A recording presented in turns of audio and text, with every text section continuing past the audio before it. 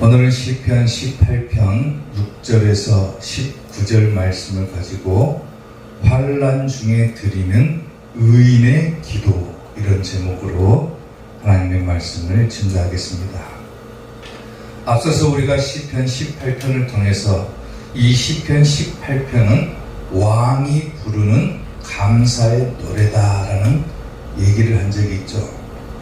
특별히 다윗은 자기의 일생 가운데서 승리하게 하신 하나님께 감사의 노래를 부르고 있는데, 자기의 경험에 비추어 봤을 때 자기가 환난을 당할 때마다 어떻게 하나님께 기도했고 또 하나님께서는 어떻게 자신에게 응답하셨는가를 오늘 다윗이 시편 18편을 통해서 보여주고 있습니다. 우리가 알다시피 다윗은 하나님께서 인정한 사람이죠. 가장 내 마음에 합한 사람이다, 가장 내 마음에 쏙 든 그런 사람이 바로 다윗이다라고 하나님께서는 말씀하셨듯이, 다윗은 하나님 앞에 의인이었던 것을 보게 되고 또 이러한 의인이 드린 기도가 어떻게 응답되어지는가를 오늘 자신의 경험을 바탕으로 보여주고 있다는 사실입니다. 오늘 우리가 다윗의 기도를 보면서 환난 중에 드릴 의인의 기도는 과연 어떤 기도이고 또 어떻게 응답받는가, 오늘 말씀을 통해서 은혜를 나누고자 합니다. 환난 중에 드리는 의인의 기도, 첫 번째, 성전에서 내 소리를 들으신다 그랬어요. 오늘 보면 6절 말씀을 보면은 내가 환난 중에 여호와께 아뢰며 나의 하나님께 부르짖었더니, 그랬죠. 기도했다라는 거예요. 환난 중에 내가 하나님께 기도했더니 그가 그의 성전에서 내 소리를 들어주셨다 그랬어요. 아멘. 환난 중에 드리는 이 의인의 기도는 하나님께서 들어주신다라고 하는 겁니다. 아멘. 아멘. 반드시 하나님께서는 들어주신다.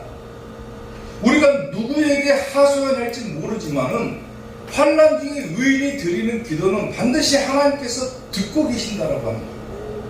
아멘. 여러분들이 하는 기도도 마찬가지입니다.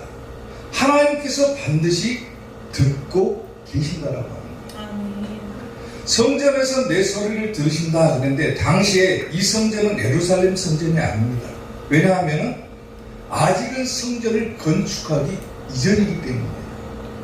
그러니까 성전에서 내 소리를 들으신다라고 할 때 성전은 바로 하나님께서 거처하시는 장소를 말합니다. 아멘.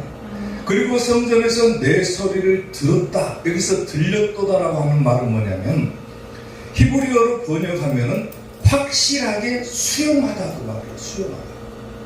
하나님께서 완전히 확실하게 내 소리를 수용했다, 들었다 그 말입니다.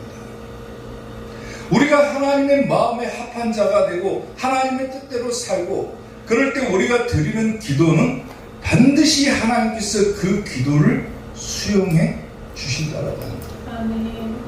아멘. 열왕기상 8장 29절을 보면은 주께서 전에 말씀하시기를 내 이름이 거기 있으리라 하신 곳, 그곳이 어디입니까? 성전이라고 그러죠. 내가 거기 있겠다, 나는 성전에 있겠다라고 하나님께서는 말씀하셨어요.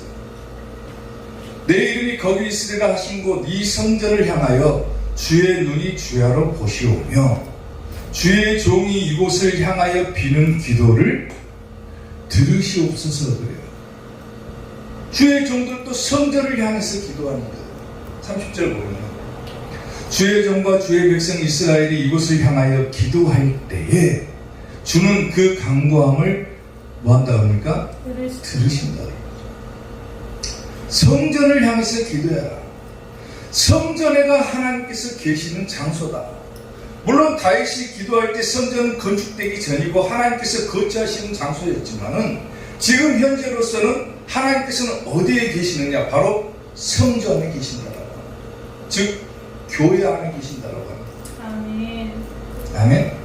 교회를 향해서 기도할 때에, 내가 집에서 기도하더라도 교회 쪽을 향해서 기도할 때에 하나님께서 그 기도를 들으신다라고 하는 거예요. 아멘. 하박국 2장 20절을 보게 되면은 오직 여호와는 어디에 계신다고 합니까? 성전에 계신다고 그러죠. 성전에. 오직 여호와는 그 성전에 계신다 그랬어요. 성전에 계신다. 하나님께서 거하시는 장소가 어디입니까? 성전이라고 하는 거예요. 성전. 성전은 크게 두 가지 의미로 볼 수가 있죠. 하나는 뭡니까? 현재 우리가 사용되어지고 있는 교회가 성전이죠. 그리고 또 하나의 성전은 어디입니까? 바로 우리 자신이 성전이라는 거예요. 아멘. 하나님께서는 성전에 계신다. 그 성전을 향해서 기도해라. 하나님께서 계신 장소를 향해서 기도해라. 그러면 그 기도를 하나님께서 들으신다라고 하는 겁니다. 아멘. 다니엘서 6장을 보게 되면요, 다니엘의 위대한 기도가 나오죠. 다니엘이 총리가 되니까 각종 고관 대적들이 이 다니엘을 시기하고 질투를 하고 모함을 합니다. 그래서 왕에게 간청을 해가지고 한 가지 법령을 세우게 하는데, 누구든지 사람이나 신에게 절을 하게 되면은 사자 굴 속에 던지기로 합시다라고 하는 법령을 세워요. 누구든지 왕 위에 다른 신에게나 사람에게 절을 하면은 사자 굴 속으로 집어넣겠다. 여기에 왕이 도장을 콱 하고 찍습니다. 누구든지 어기면 안 되는 거예요. 그러니까 어기면은 무조건 사자 굴 속에 던져져야 되는 거예요. 근데 다니엘은 어떻게 합니까? 다니엘 6장 10절을 보게 되면은 다니엘이 이 조서에 왕의 도장이 찍힌 것을 알고도 그랬어요. 왕이 도장을 탁 찍어버리면은 절대 이 법은 변할 수가 없는 거예요. 바꿀 수가 없는 거예요.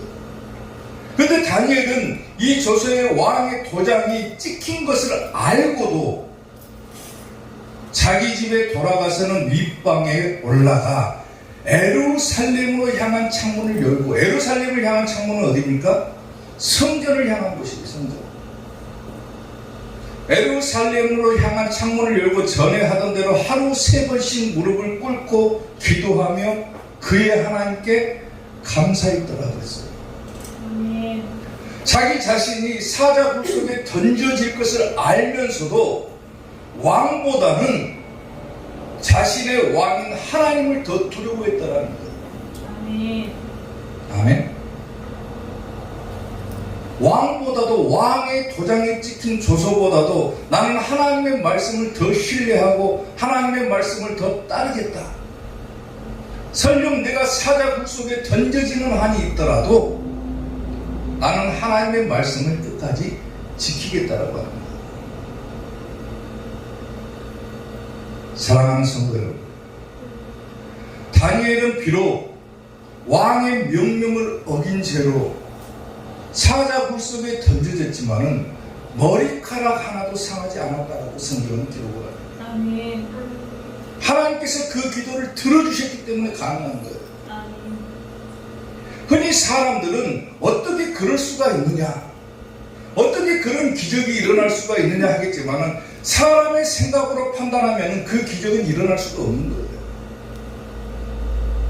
사람의 생각과 사람의 상상으로는 도저히 이 기적이 일어날 수 없지만은 사람이 한 가지 간과하고 있는 것이 뭐냐면은 사람은 자기가 하나님과 똑같다라고 생각해 버리는 거예요.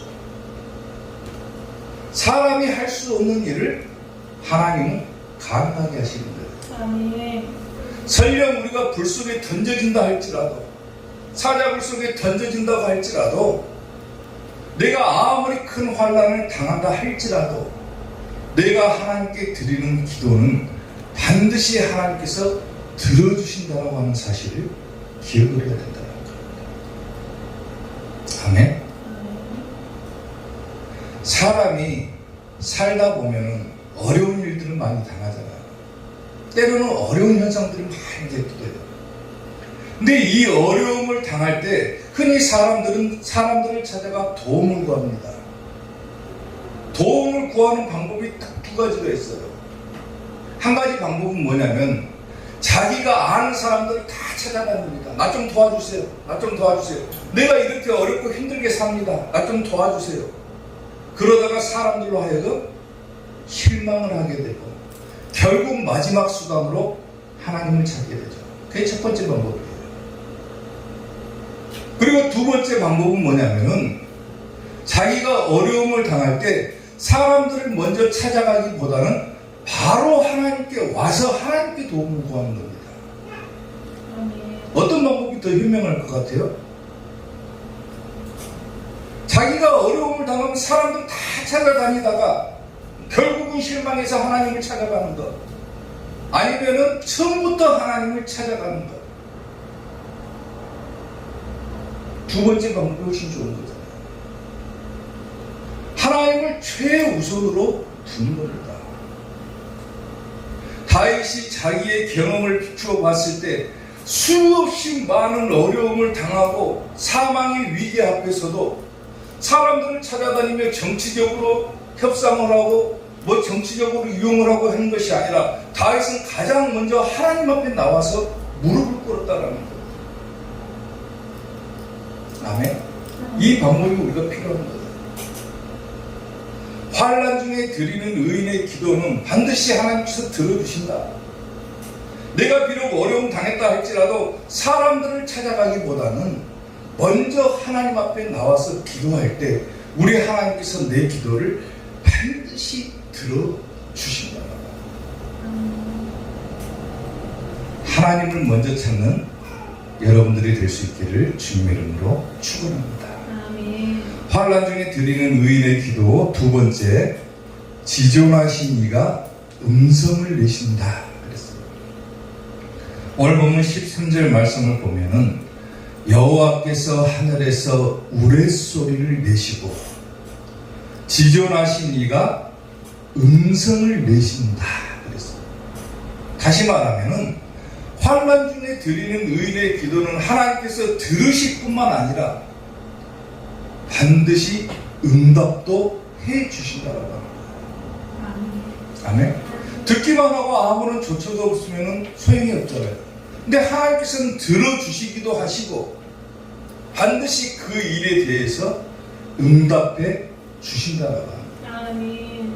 오늘 성경에서 하나님의 호칭을 지존하신 자라고 표현을 하죠. 이 지존하다라고 하는 말은 가장 높은 자라고 하는 뜻을 가지고 있습니다. 세계 만물 위에 모든 신들이나 사람 중에서보다도 훨씬 더 높으신 그분께서 우리의 기도를 들으시고 응답해 주신다. 지금 다윗이 환난을 당해가지고 하나님 앞에 기도를 하죠. 그리고 자기의 경험을 비추어 봤을 때 하나님께서 반드시 응답해 주셨다라고 하는 것을 말을 하고 있는 거죠. 지존하신 이가 음성을 내시고 우박과 숯불을 내리신다. 누구에게 내린다는 겁니까? 자기의 대적들에게 우박과 숯불을 내린다. 여기서 우레소리라고 하는 것은 하나님께서 진노하시는 하나님의 음성을 상징을 하는 거예요. 그리고 우박과 숯불은 뭐냐면 진노의 도구죠. 하나님께서 화가 나시고 그 화를 다윗의 대적들에게 푸시는데 우박과 숯불을 내린다. 성경을 보면은 우박과 숯불은 동시에 사용되는 경우가 허다합니다. 하나님께서 우박을 내리고 숯불을 내리신다. 조금 매칭이 안 되죠. 우리가 우박과 숯불이 어떻게 같이 내릴까? 근데 출애굽기 9장 24절을 보면요, 우박이 내림과 불덩이가 우박에 섞여 내림이 맹렬하니 그랬어요. 같이 내리죠. 항상 우박과 숯불은 같이 내려요. 나라가 생긴 그때로부터 애굽 온 땅에는 그와 같은 일이 없었더라 그래요. 상상을 한번 해보세요. 하늘에서 큰 돌덩이 같은 우박이 막 쏟아지는데 그 우박과 함께 숯불이 내려가지고 덮친다라고 생각을 해보세요. 땅이 어떻게 되겠습니까? 초토화되어버리죠. 초토화. 마지막 때도 마찬가지로 하나님의 말씀을 끝까지 지키는 자들은 하나님께서 구원해 주시겠지만 하나님의 말씀을 따르지 않는 자들에게는 이 세계는 없어진다라고 해요. 지금 우리가 살고 있는 세상은 없어진다라고 성경은 기록을 합니다. 베드로후서 3장 10절을 보면은 그러나 주의 날이 도둑같이 오리니 그랬어요. 도둑같이. 우리가 알지 못하는 그때의 마지막 순간이 온다. 근데 미리 앞서서 얘기 드렸다시피 믿는 자에게 주의 날은 도둑같이 오지 않는 겁니다. 빛의 자녀들에게는 도둑같이 오지 않죠. 근데 믿지 않는 사람들 입장에서 봤을 때 이 마지막 때는 도둑같이 와버려요. 어느 순간에 올지는 몰라요. 주의 날이 도둑같이 오리니 그날에는 하늘이 큰 소리로 떠나가고 물질이 뜨거운 물에 풀어져 버릴 것이고 이 세상이 다 녹아서 없어져 버린다는 거예요. 땅과 그 중에 있는 모든 일이 드러나리로다. 이 모든 것이 이렇게 풀어지리니 다 없어진다라고 그러죠. 그러면 너희가 어떤 사람이 되어야 될 것이냐. 결국 마지막 때는 다 없어져 버린다. 다 녹아서 없어져 버린다. 사라져 버린다. 우리가 살고 있는 이 세상도 다 사라져 버린다. 그러면 너희가 어떤 사람이 될 것이냐. 거룩한 행실과 경건함으로 하나님의 날이 임하기를 바라보고 간절히 사모해라 그러죠. 그날에 하늘에 불이 타서 풀어지고 물질이 뜨거운 물에 녹아지려니와 우리는 그의 약속대로 의가 있는 곳인 새 하늘과 새 땅을 바라보도다 그래요. 이 세계의 모든 것들은 다 뜨거운 불에 녹아지고 풀어지고 없어질 것이지만은 하나님의 날을 사모하며 기다리는 자들에게는 하나님께서 새 하늘과 새 땅, 즉 천국을 허락해 주시겠다라고 합니다. 아멘. 환난 중에 의인의 기도는 하나님께서 들으시고 응답해 주신다라고 그랬죠. 우리가 살고 있는 이 세상이 아무리 험하고 어렵다 할지라도 하나님의 나를 간절히 사모하고 바라보는 자들에게는 또 다른 하나님께서 예비해 두신 예비처가 있다. 그것을 기억하고 살아야 된다. 간혹 목회를 하다 보면 사람들이 이런 얘기를 할 때가 있어요. 성경이 너무 허무맹랑하지 않느냐. 도저히 성경에 일어나는 기적들은 내가 도저히 믿을 수가 없다는 얘기들을 많이 듣습니다. 예를 들면 모세가 이스라엘 백성들 250만 명을 이끌고 홍해바다를 건너는 사건이 나오죠. 도대체 이게 어떻게 가능한 일이냐. 어떻게 홍해바다가 쫙 갈라져가지고 250만 명이나 되는 사람이 그 길로 걸어갈 수가 있느냐. 바다가 갈라질 수가 있느냐 그래요. 어떤 학교에서 성경을 믿지 않는 선생님이 학생들을 향해서 얘기를 했답니다. 뭐라고 얘기를 하냐면 성경에 기록된 이야기는 모두 다 가짜다. 내가 가서 보니까 이스라엘 백성들이 건넜다는 그 홍해바다는 사실상 바다가 아니고 6cm 정도밖에 안 되는 갈대밭이다. 그러니까 이스라엘 백성들이 바다를 걷는 것이 아니라 그 6cm 이 정도 되는 갈대밭을 걷는 것이다. 그러면서 성경은 너무 부풀려서 얘기를 하고 있다. 이건 가짜다 그러겠어요. 그러니까 한 학생이 일어나더니 큰 소리로 외쳤더랍니다. 뭐라고 외치냐면 기적이 일어나게 하신 하나님께 감사합니다 이렇게 외쳤다는 거예요. 선생님 기분이 나쁘죠. 자기가 내 가짜라고 얘기를 했는데 학생 하나가 일어나더니 그 기적이 진짜라고 얘기를 해버리니까 기분이 나쁘죠. 도대체 뭐가 그게 기적이냐라고 물어보니까 그 학생이 뭐라고 대답하냐면, 선생님 말씀처럼 6cm 정도밖에 안 되는 갈대밭을 이스라엘 백성들이 지난 것이 가짜라고 한다라면은 그 6cm 정도밖에 안 되는 그곳에서 하나님께서 애굽의 모든 군대를 몰살시킬 수 있다는 것이 기적입니다. 그랬다는 거예요. 성경을 알지 못하는 사람들은 성경에 나오는 내용들을 이해하지도 못합니다. 왜냐하면 사람의 생각으로 보기 때문에.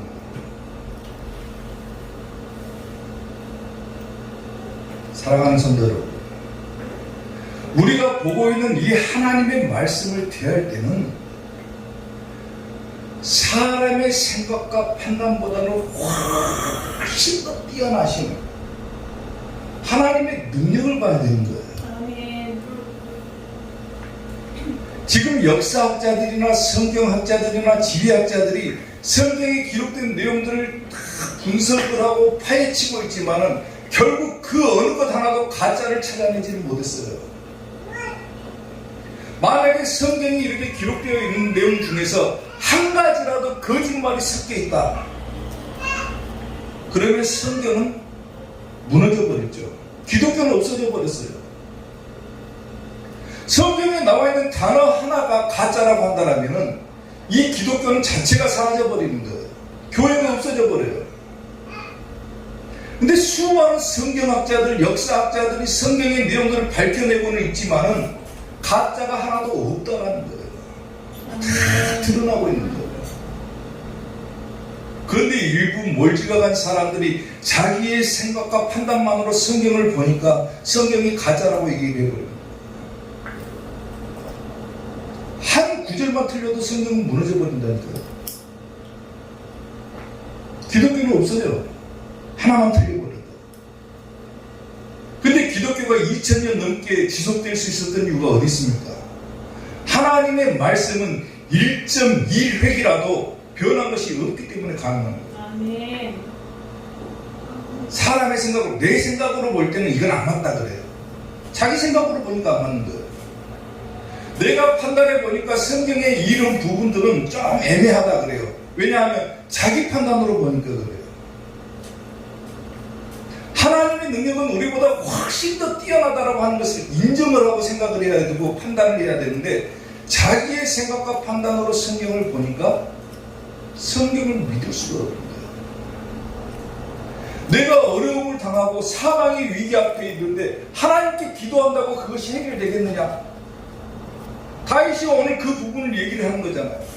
내가 환난 중에 있을 때, 내 과거에 환난 중에 있을 때 내가 하나님 앞에 기도하고 부르짖었더니 하나님께서 음성을 내셨다. 그리고 내 기도를 들어주시고 응답해 주셨다라고 하는 것을 자기의 경험에 비추어서 말하는 거잖아요. 아멘. 신앙생활을 어느 정도 하다 보면 이런 경험들이 쌓이고 쌓입니다. 때로는 체험을 할 수도 있죠. 그런 자신의 신앙생활 바탕으로 경험이 쌓이고 하나님에 대한 약속이 쌓이고 신뢰가 쌓이면은 도저히 하나님을 떠날 수가 없는 거예요. 아멘. 아멘. 다윗은 환난 중에 자기가 드렸던 그 기도를 하나님께서 들어주시고 응답해 주셨다. 오늘 여러분들이 드리는 기도도 마찬가지예요. 어려움에 처해 있을 때 하나님께 내가 기도하면은 내 기도를 하나님께서 들으시고 응답해 주신다라고 하는 확신을 가질 수 있기를 주님의 이름으로 축원합니다. 아멘. 환난 중에 드리는 의인의 기도 마지막 세 번째, 많은 물에서 건져내신다 그랬어요.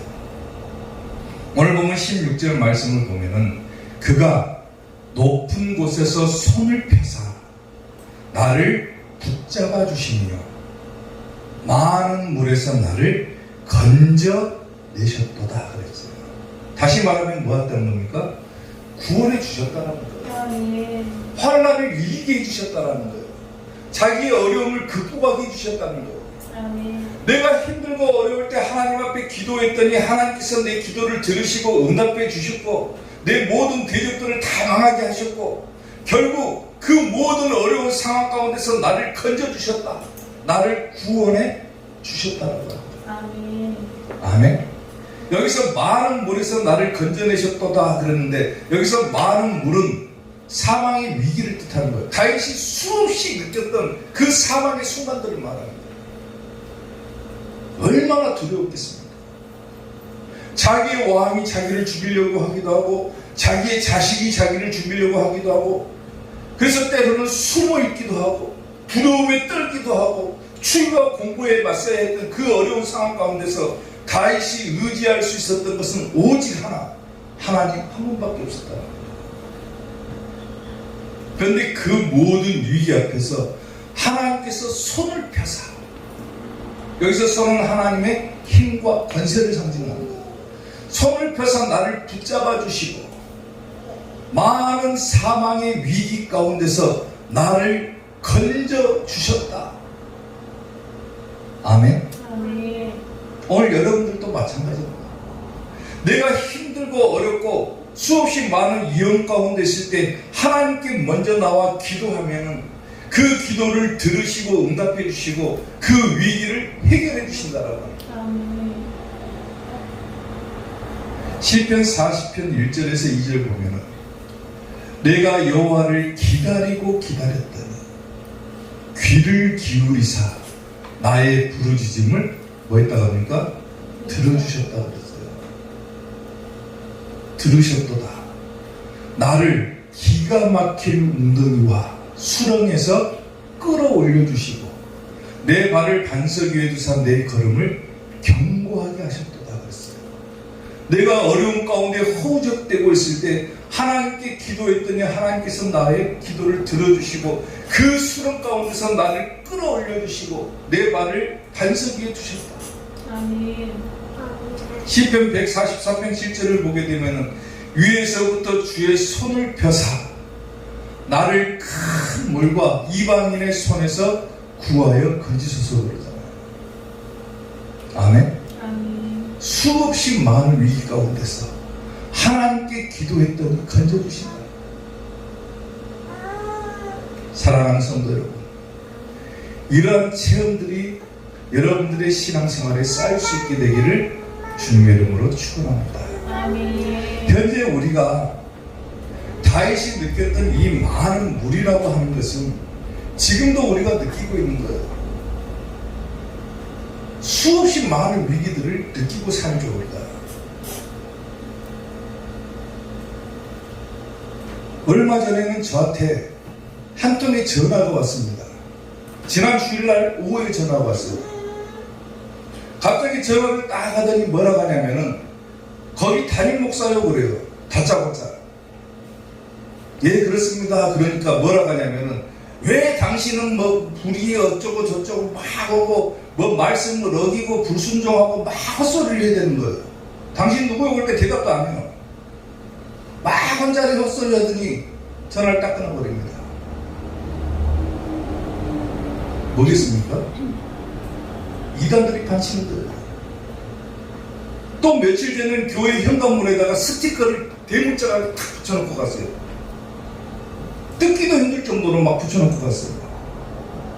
뭐 불순종이 어쩌니 교회가 어쩌니 뭐 막 말도 안 되는 소리를 써놓고 스티커를 접착제로 사용해서 딱 붙이고 가거든요.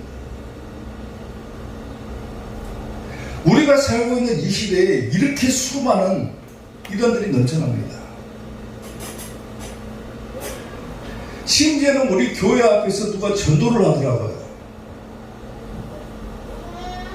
우리 여기저기서 축제를 하고 있는데 오라고. 그러니까 내가 교회 문 열고 딱 들어가니까는 그냥 지나가더라고요.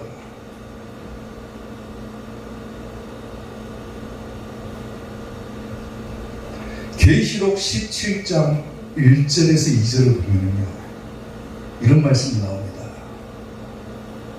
또 7 대접을 가진 7 천사 중 하나가 와서 내게 말하여 이르되 이리로 오라.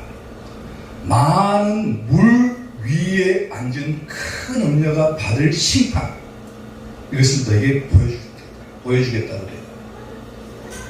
큰 음녀가 어디에 앉아 있습니까? 많은 물 위에 앉아있다 그랬어요. 이 물이라고 하는 것이 요한계시록에서는 뭘 상징하냐면은 종교나 사상을 의미를 합니다. 그러니까 마지막 때잖아요. 요한계시록은 마지막 때가 되게 되면 큰 음녀가 많은 물 위에 앉아있다 그랬어요.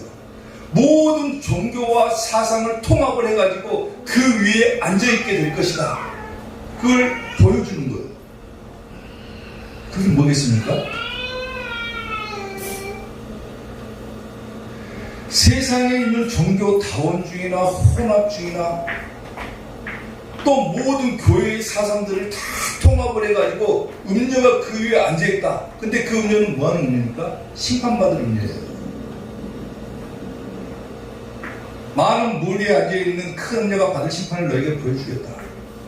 땅의 임금들도 그와 더불어 음행하였고 땅에 사는 자들도 그 음행의 포도주에 취했도다 그랬어요. 우리가 지금 이 시대에 가장 조심해야 될 부분이 뭐냐면은 바로 사상 통합입니다. 종교 통합이에요. 지금 그 일이 실제로 이루어지고 있죠. 모든 종교를 하나로 통합해야 된다. 종교 다원주의 사상이나 종교 혼합주의 사상이나 심지어는 교회 안에서도 하나님의 말씀 외에 다른 사상들이 교회를 점령하기 시작을 합니다. 세상은 민주주의를 원하고 세상은 민주주의가 필요하겠지만은 교회 안에서는 민주주의가 없어요. 오직 하나님의 말씀을 토대로 하고 그 말씀에 순종하는 것이 교회의 법령인 것이지 교회 안에서도 민주주의를 추구합시다 그래요. 그리고 모든 종교를 통합하자고 그래요. 천주교니 기독교니 뭐 불교니 다 통합해가지고 모든 종교를 하나로 묶자 그래요. 근데 계시록 17장에서는 뭐라 합니까? 그 많은 물, 모든 종교 사상 위에 앉아있는 큰 음녀가 있다고 그래요.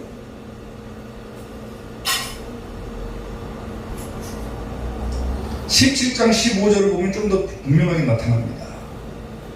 또 천사가 내게 말하되, 지금 사도 요한이 성령에 이끌려가지고 천국에 가가지고 앞으로 일어나게 될 일을 기록한 책이 바로 요한계시록이죠.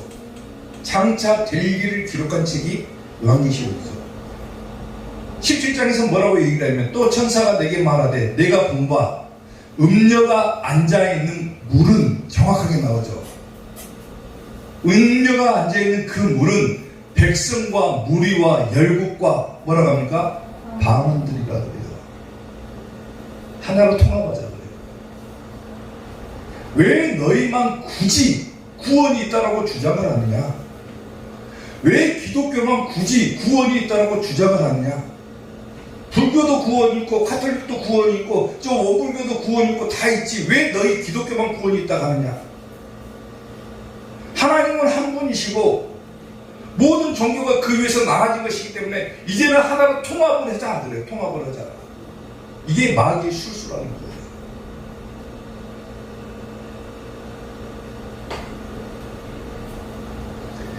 이 시대가 갈수록 이 사상을 지키기가 어렵습니다. 유일 구원의 진리를 지키기가 어려워요. 포괄적 차별 금지법이니 뭐니 하는 것들을 만들어 가지고 다른 종교를 얘기하면은 벌금 물고 구속됩니다. 이제는 아직까지 통과가 안 됐으니까 지금 제가 여기서 다른 종교 이야기도 하지만은 만약에 그 법안이 통과돼 버리면은 저는 벌금 물고 구속돼야 돼요. 왜 너희만 기독교만 유일하게 구원이 있다고 주장하느냐? 그리고 다른 종교들을 펼쳐가느냐? 이거 지키기가 어려운 시대가 온다니까요. 사랑하는 성도 여러분, 구원은 누가 주는 겁니까? 오직 예수님밖에 구원이 없어요. 아멘.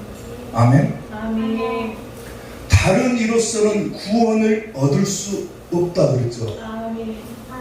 천하 사람 중에 구원을 받을 만한 다른 이름을 우리에게 주신 적이 없다고 그랬어요. 아멘. 오직 누구에게만 구원이 있습니까? 오직 예수님밖에는 구원이 없는 거예요. 아멘. 아멘. 아멘. 지금 교회가 무너지려고 하고 성도들의 신앙이 다 무너져가고 있어요. 여기서 오로지 우리를 건져내실 수 있는 분은 하나님밖에 없어요.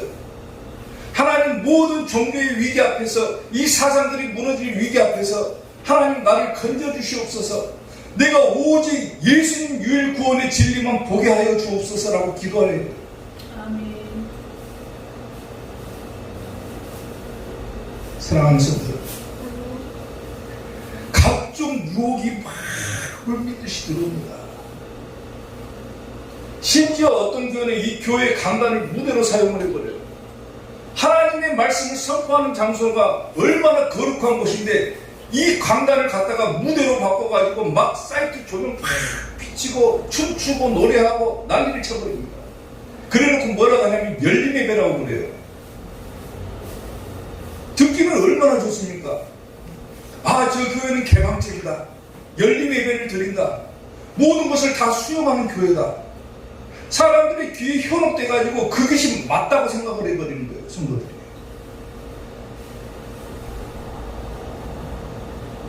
이런 모든 유혹 가운데서 물리쳐야 되는 거예요, 우리는. 왜? 유일 구원 진리 사상을 받아들이는 우리고 오직 하나님의 말씀을 토대로 살아가는 우리가 어떻게 다른 데서 가져온 것들을 갖다가 여기에 통합을 할 수가 있습니까? 심지어 교회 안에서 스님들이 와가지고 같이 예배를 드리면서 하나님의 이름으로 기도합니다 하고 목탁 두들기고 있어요. 목사라는 사람들이 정신 나가가지고 중들하고 같이 삼보일배를 합니다. 다른 종교하고 통합해야 된다라고. 정신 나간 목사들이죠. 각종 조창 기도회나 국가 기도회 가면은 목사, 스님 뭐 할 것이 다 같이 모여가지고 예배를 드려요. 종교통합입니다. 어떻게 예수님 외에 다른 신에게 절을 할 수가 있습니까? 어떻게 예수님 외에 다른 신에게 예배를 드릴 수가 있어요? 아까 다니엘 보셨죠? 왕 외에 다른 신에게나 절을 하면 사자굴 속에 던져질 것이다. 그래도 그 조서에 왕이 도장이 찍힌 것을 알고도 다니엘은 굴복하지 않았고 끝까지 하나님을 향해서 기도하잖아요. 아무리 어려운 순간이 오더라도 우리가 이 진리를 굳게 붙잡고 있지 못한다면 우리는 무너질 수밖에 없어요, 신앙이. 왜 너희 교회만 그러냐 그래버려요. 다른 교회들도 다 이렇게 수용하고 다 받아들이고 하는데 왜 너희 교회만 유독 그렇게 고집을 피우냐 그래요. 왜냐하면 그것이 진리이기 때문에 그래요. 예수님밖에는 구원이 없기 때문에 그러는 거예요. 아무리 이단들이 판을 치고 방해를 하고 교회에다 스티커를 붙이고 전화하고 협박해도 예수님 유일 구원의 진리는 변하지 않습니다. 아멘. 끝까지 그것을 붙잡는 자가 승리하게 될 것이고 하나님께서 반드시 그 많은 물에서 우리를 건져내주신다. 아멘. 사랑하는 성도 여러분, 반드시 이 사건은 천국 가야 됩니다. 아멘. 다른 진리 사상을 받아들이고 다른 것들을 받아들여가지고 흔들려 버리면 절대 천국 못 가요. 끝까지 예수님만 붙잡아야 천국 갑니다. 아멘. 아멘. 아멘. 오직 예수님 진리를 붙들고 진리의 터 위에 굳게 서가지고 모든 음녀의 유혹을 물리쳐야 천국 간다. 아멘. 때로는 힘들고 어려운 순간이 오더라도 내가 하나님 앞에 기도할 때 하나님께서 내 기도를 들어주시고 응답해 주시고 반드시 건져내 주신다라고 하는 사실을 기억하시고 끝까지 하나님을 붙드는 이사교의 성도들이 될 수 있기를 주님의 이름으로 축원합니다.